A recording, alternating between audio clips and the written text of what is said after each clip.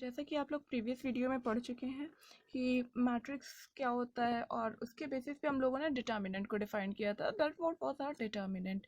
ठीक है, basic concepts of determinant मैंने बताया रखे हैं आपको।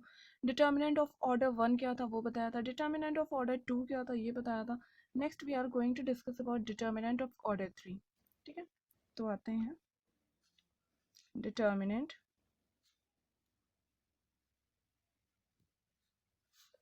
Of order 3। थर्ड ऑर्डर का डिटर्मिनेंट ये क्या होता है भाई, ये कौन सी नई चीज़ आ गई। देखिए, if A is a matrix of order 3 means 3 cross 3 order है इसका। A11 A12 A13 3 cross 3 order की मैट्रिक्स आपको कंसीडर करनी होगी। जब कभी भी आप यही तो कंसीडर करेंगे कि कुछ और कंसीडर करेंगे, डेफिनेटली यही कंसीडर करते हैं हम लोग। ये अपनी 3 क्रॉस 3 ऑर्डर की मैट्रिक्स है, ठीक है, जिसमें कि ये है इसका first row R1, it will be second row R2, this is our third row R3, this is our first column C1, second column C2, third column C3। ठीक है, तो ये रोज और कॉलम्स मैंने बता दिए। Now the determinant of A will B, इसको determinant के फॉर्म में लिख दीजिए। A11 A12 A13 A21 A22 A23 A31 A32 A33, ये डिटर्मिनेंट लिखा। अब ये डिटर्मिनेंट फाइंड आउट करने से पहले हम लोग को चेक करना होगा कि साइन क्या होता है। सॉरी, SIGN, कि साइन क्या होता है भाई डिटर्मिनेंट का साइन सबसे इंपॉर्टेंट है। बिना इसके आए आप डिटर्मिनेंट नहीं सॉल्व कर सकते। Positive negative positive, negative positive negative, positive negative positive. ठीक है, तो ये होता है डिटर्मिनेंट का साइन। मीन्स A11 का साइन क्या है, पॉजिटिव। A12 का साइन नेगेटिव। A13 का साइन पॉजिटिव। A21 का साइन आपका सिमिलरली नेगेटिव हो जाएगा। यहाँ से देख के आप बता सकते हो कि A22 का साइन पॉजिटिव है, A23 is negative. Sign of A31 is positive, sign of A32 is negative and sign of A33 is positive.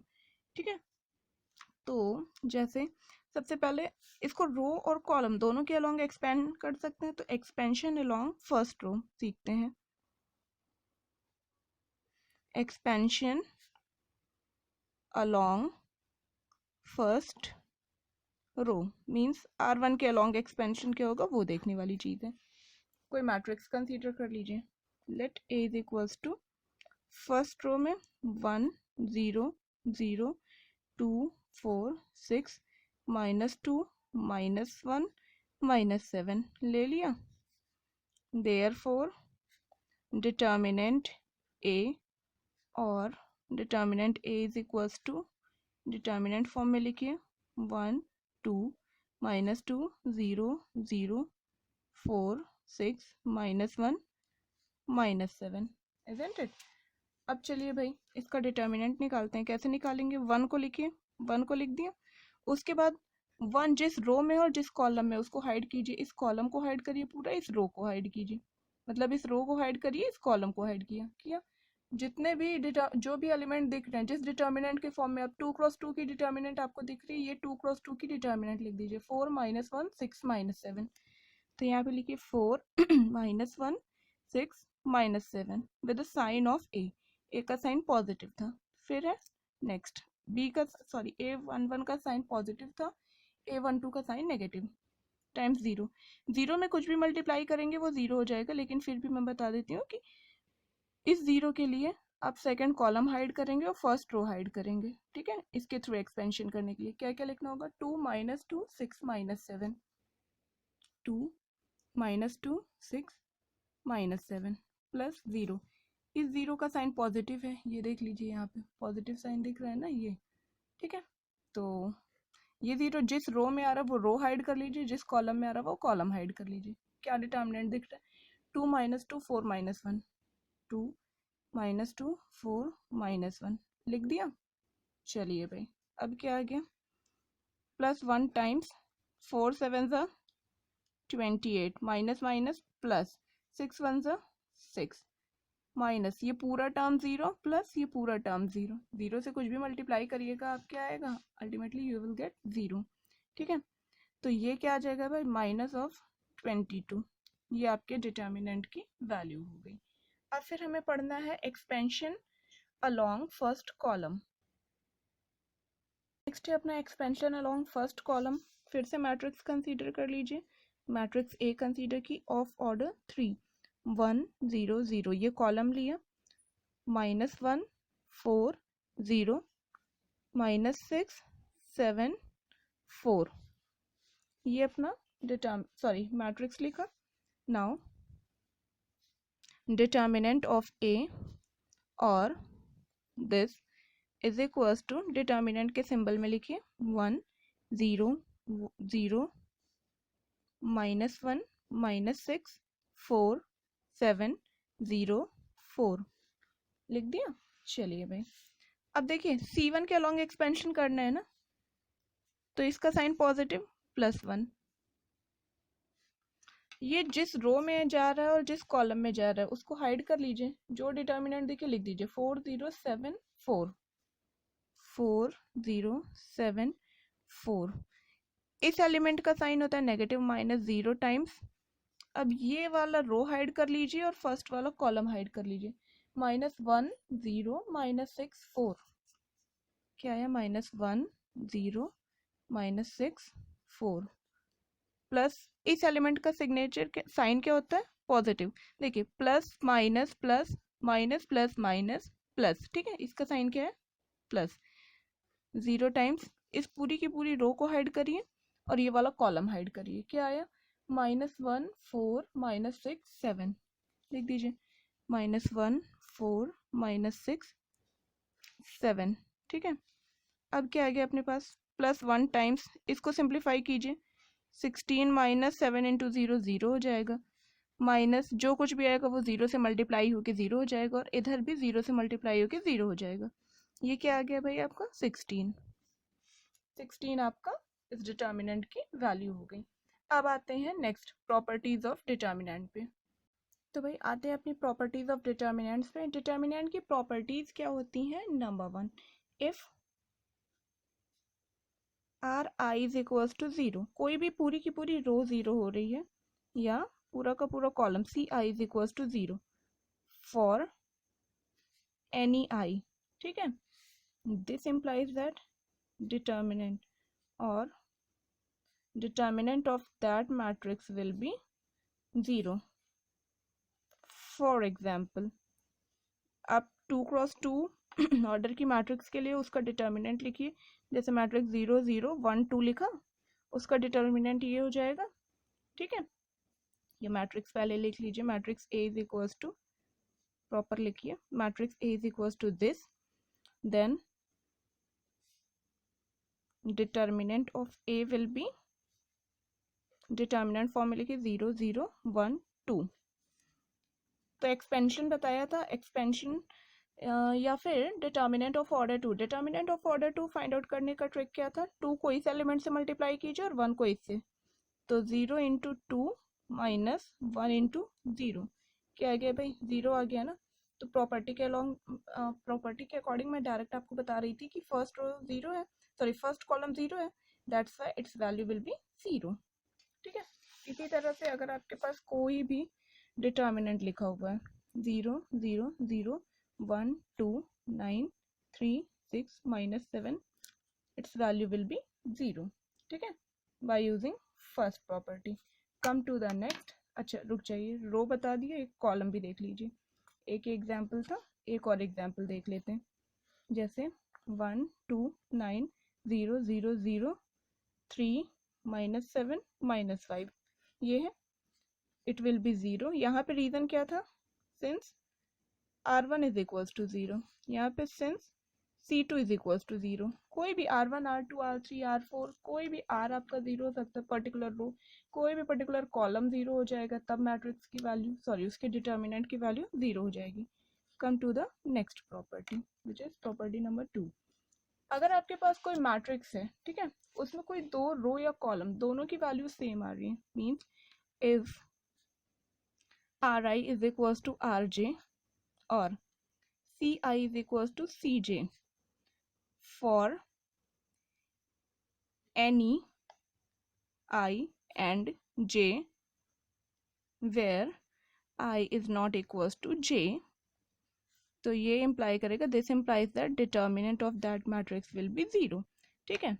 If two rows or two columns of a matrix or of a matrix is same, then the determinant of that matrix will be 0. For example, we can consider a matrix A like 1 2 minus 1 0 4 minus 2 1 2 minus 1. Clearly first column and third column is same. Now let's see what will be its determinant. Determinant of A will be, determinant form में लिखिए 1 2 minus 1 0 4 minus 2 1 2 minus 1 लिख दिया. Okay, is equals to 0. Why? Since C1 is same as C3. First and third column both are same.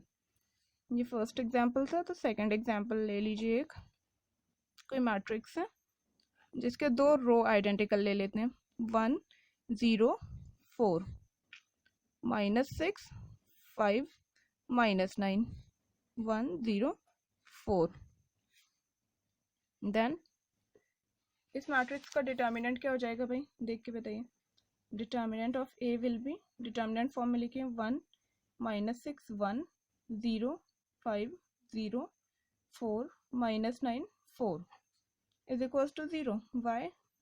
Because R1 is same as R3. R1 आपका किसके equal था, R3 के equal, तो इसकी value क्या हो जाएगी 0. अब आते हैं हम लोग नेक्स्ट प्रॉपर्टी पे, प्रॉपर्टी नंबर 3.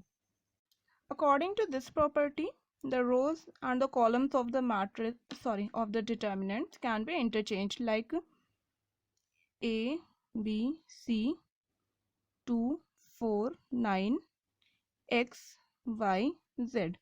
ये है. It will be same as, मैंने क्या कहा था, रो को कॉलम से, कॉलम को रो से इंटरचेंज कर देंगे तभी डिटर्मिनेंट की वैल्यू आपकी सेम रहेगी. तो आपकी जो फर्स्ट रो है उसको फर्स्ट कॉलम करिए, A 2 X B 4 Y C 9 Z. ठीक है, both will be same. For example 2 cross 2 order के डिटर्मिनेंट में देखेंगे. For example 1 2 9 minus 2. ठीक है, क्या आ जाएगा, 2 2 सा minus 2 minus 9 2 सा 18.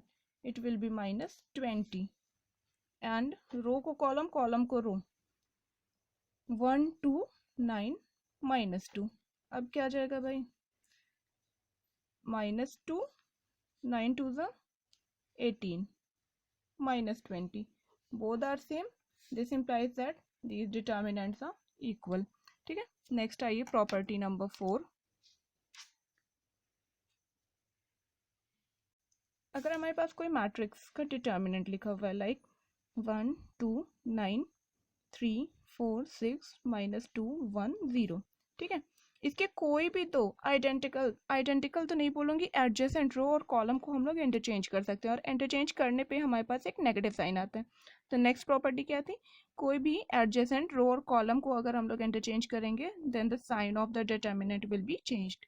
फॉर एग्जाम्पल ये आपकी फर्स्ट रो लिखिए, मैं फर्स्ट रो को सेकेंड रो से इंटरचेंज कर रही हूँ. तो 2 4 1 1 3 minus 2 9 6 0. और डिटर्मिनेंट यहाँ पे क्या आ जाएगा, नेगेटिव साइन. ठीक है, if R I has been changed with R J और C I has been changed with C J, R I को किसी आर जे से या सी आई को सी जे से, मतलब किसी कॉलम को रो से या रो को कॉलम से आप अगर आप चेंज करेंगे देन डेल्टा 1 क्या हो जाएगा, माइनस ऑफ डेल्टा 2. जो इसका था डिटर्मिनेंट दैट वाज डेल्टा 1, इसका डिटर्मिनेंट डेल्टा 2. तो ठीक है, सिर्फ और सिर्फ नेगेटिव से डिफर करेगा, where delta one is equals to, नहीं इक्वल नहीं होगा, माइनस से ये चेंज हो जाएगा, ठीक है, सिर्फ माइनस साइन आ जाएगा। आप इसको सॉल्व कर लीजिए, चेंज करने के बाद इस पे माइनस, हाँ वैल्यू वैसे सही लिखा था, चेंज करेंगे तो delta one is equals to delta two आएगी। फॉर एग्जाम्पल एक एग्जाम्पल लेके कंसीडर कर सकते हैं, या एग्जाम्पल से पहले एक और आपको चीज़ बता दूं, जैसे 1 2 9, इसी डिटर्मिनेंट पे देखिए 3 4 6 -2 1 0 लिखा हुआ है ना। पहले रो को चेंज किया था, अब कॉलम को चेंज करिए, कॉलम चेंज करेंगे तो क्या होगा, जैसे सेकंड थर्ड कॉलम को चेंज करिए, first column 1 2 9 as it is रहने दीजिए, -2 1 0 3 4 6, ठीक है, ये तो यहाँ एक नेगेटिव साइन आएगा। तो ये देख लीजिएगा, इसको आप एक्सपेंड कर सकते हो रो और कॉलम के अलोंग, तो यहाँ पे चेक कर लीजिएगा कि ये नेगेटिव साइन आता है, ठीक है। अब आते हैं हम लोग नेक्स्ट प्रॉपर्टी पे। नेक्स्ट प्रॉपर्टी अपनी प्रॉपर्टी नंबर 5, जैसे कि मैट्रिक्स में किसी टर्म से मल्टीप्लाई होने के लिए किसी भी एलिमेंट या स्केलर को उसके हर एक एलिमेंट में मल्टीप्लाइड होना चाहिए था। इसमें ऐसा नहीं है, किसी पर्टिकुलर रो या किसी पर्टिकुलर कॉलम से अगर हम कोई टर्म कॉमन ले पा रहे हैं तो उसकी वैल्यू पूरे डिटर्मिनेंट से मल्टीप्लाइड होगी। For example 2 times L1, 2 times M1, 2 times N1, first column लिखा, 5 times L1 L2, 5 times M2, 5 times N2, 7 times N2, sorry L3, 7 times M3, 7 times N3, ये कोई डिटर्मिनेंट लिखा है। It will be equals to, first column से common ले लीजिए 2, second column से common ले लीजिए 5 और थर्ड कॉलम से कॉमन ले लीजिए 7, पूरे के पूरे डिटर्मिनेंट को एज इट इज लिख दीजिए, L1 M1 N1, L2 M2 N2, it is N2 L3 M3 N3 लिख दिया, ठीक है। फॉर एग्जाम्पल देख लीजिए, कोई डिटर्मिनेंट लिखा है 1 2 4 6, ठीक है, यहाँ से हम 2 कॉमन ले सकते हैं, 2 कॉमन लीजिए, 1 2 2 3, सिंप्लीफाई कीजिए, 2 टाइम्स 3 1 ज़ा 3, 2 2 ज़ा 4, -2, ये है ना। अब वैसे सॉल्व करके देख लीजिए, 6 -8, तो 6 -8 भी तो -2 आ रहा था, डिटर्मिनेंट सेम आ रहा है, ठीक है। तो इस तरह से हम लोग कॉमन ले सकते हैं। नेक्स्ट आते हैं नेक्स्ट प्रॉपर्टी पे, property number 6।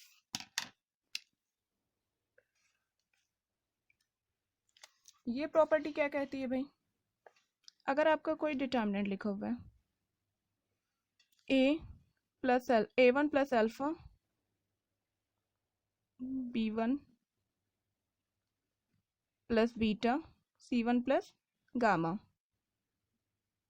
A2 A3 B2 B3 C2 C3 लिखा हुआ है।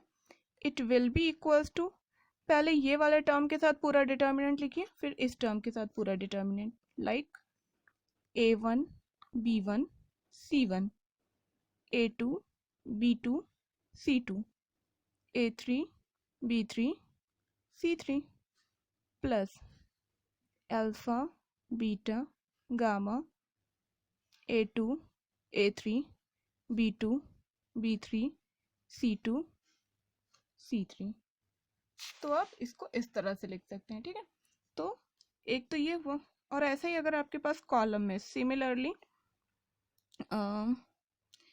A plus alpha 1 B plus alpha 2 C plus alpha 3, और ये क्या लिखा है, alpha 1 alpha 2 alpha 3 beta 1 beta 2 beta 3 gamma 1 gamma 2 gamma 3। तो ठीक है, एक बार पहले ए बी सी के साथ पूरे डिटर्मिनेंट को लिख दीजिए, फिर अल्फा बीटा गामा के साथ, like what, A beta 1 gamma 1 B beta 2 gamma 2 C beta 3 gamma 3 plus alpha 1 alpha 2 alpha 3 beta 1 beta 2 beta 3 gamma 1, gamma 2 एंड गामा 3। लिख दिया सब कुछ। चलिए भाई, ये थी अपनी 6th प्रॉपर्टी। अब आते हैं कुछ इंपॉर्टेंट चीज़ों पे। कुछ इंपॉर्टेंट टर्म है, वो इंपॉर्टेंट नोट्स अपने क्या है, कुछ चीज़ें आपके लिए बहुत इंपॉर्टेंट हो जाती हैं, जैसे कि मैट्रिक्स के बाद हम लोग डिटर्मिनेंट पढ़ रहे हैं। मैंने बहुत बार कहा मैट्रिक्स काफ़ी ज़्यादा इसमें यूज़फुल है। तो जैसे अगर मैं लिख रही हूँ 1 4 -6 0 प्लस 2 9 0 -3, ये दो डिटर्मिनेंट लिखे हैं, दोनों डिटर्मिनेंट को ऐड करना है। तो जैसे मैट्रिक्स में आप फर्स्ट एलिमेंट को इसके फर्स्ट एलिमेंट से, इसके सेकंड एलिमेंट को इसके सेकंड एलिमेंट से ऐड करते थे, डिटर्मिनेंट में ये करने की गलती बिल्कुल मत करिएगा। पहले इस डिटर्मिनेंट को सॉल्व कीजिए। 0 माइनस माइनस प्लस 24, 6 4 ज़ा 24 प्लस 3 2 ज़ा -6 माइनस 0, इट विल बी 24 -6, क्या आ गया भाई 18। तो दोनों का सम, पहले इस डिटर्मिनेंट को सॉल्व करेंगे, then after we will solve this determinant, then after we will write the sum of first determinant and second determinant. इसी तरह एक चीज़ और है, अगर आपके पास दो डिटर्मिनेंट, यही ले लेती हूँ 1 -6 4 0 माइनस, इन दोनों का डिफरेंस पूछ ले कभी 2 0 9 -3, तो दोनों का डिफरेंस क्या हो जाएगा भाई। इस डिटर्मिनेंट की वैल्यू अभी आपने सॉल्व करके बताई थी 24, it was 24 minus value of this determinant was -6, so minus minus plus it will be 30। is that clear? तो इस तरह से वैल्यूज चेंज हो गई। फिर आपसे कहा था दो डिटर्मिनेंट को मल्टीप्लाई करने को, ये स्टार देती जाऊँ जिससे आपको कंफ्यूजन ना हो। नोट्स अपने बनाते रहिएगा इसी के साथ, ये आपके लिए हेल्पफुल होगा सारे एग्जाम्स के लिए। ये डिटर्मिनेंट इंटू 2 0 9 -3 दिस डिटर्मिनेंट।